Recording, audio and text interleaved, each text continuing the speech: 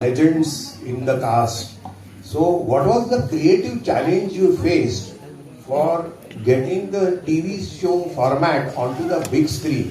मैं तो कहूँगा कि भाभी जी घर से निकल के बड़े पर्दे पर छा गई, So, what was the creative challenge as a creative head that you faced? See, of course, there's a challenge always when a show is evolving and going to the next platform.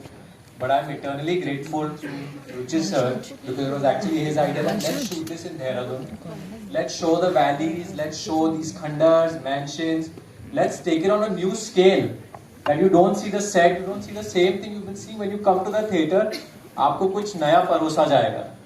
And creatively, I feel like Shashank sir, Manoj sir, who's not with us, anyone, Raghuveer sir, have crafted it so beautifully because there's such a good understanding of characters. And then when our actors came on set, the magic that they filled in each character, it is unimaginable. What you'll see on screen is pure magic, and I can't wait for everyone to experience it. Hello. Hi. Hi, Grenade here from Bollywood Bubble.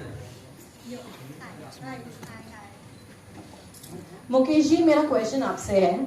अभी Ravi sir ने और Asif sir ने अपना reunion के बारे में बोला. आपको रवि सर का भी ये मूवी रियूनियन है, तो आप दोनों का कोई ऐसा सीन या फिर आप दोनों को कैसा लगा एक दूसरे के साथ रियूनियन करके मूवी करके?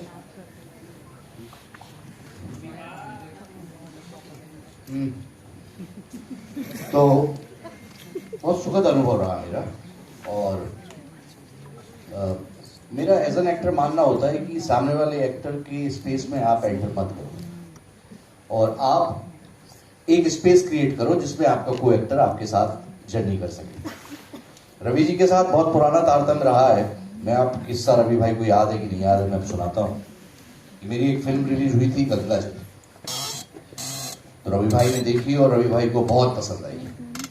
और रवि भाई बिना किसी झिझक के टार्जन द वंडर कार के सेट पे मुझसे मिलने आ गए. और वो अद्भुत किस्सा है. और उन्होंने कुछ बोला भी नहीं कि मैं मिलने आया हूँ. मैंने अचानक देखी रवि भाई बैठे और फिर मैं अब्बास मस्तानी से परमिशन लेके इनसे मिलने गया, क्योंकि हम लोगों का स्कूलिंग थिएटर से आती है कि बिना निर्देशक के कहे हम लोग टस से मस नहीं होते. तो वो इनका बड़प्पन है. और निश्चित तौर पर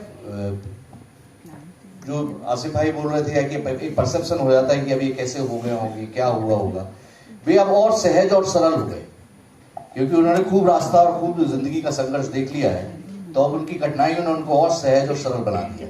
तो बहुत शानदार रहा. और लगभग सभी लोग इसमें परिचित हैं. रोहित भाई, आसिफ भाई, और रोहित भाई मेरे सीनियर है राष्ट्रीय नाट्य विद्यालय के, और सबसे एक सरोकार है. और जैसा आसिफ भाई ने कहा कि 25-25 साल से नहीं मिले, लेकिन हम लोगों का एक सरोकार है, औपचारिकता नहीं है. तो जब भी मिलते हैं सहो जैसे ही मिलते हैं, उसके बाद हम फोन भी नहीं करते.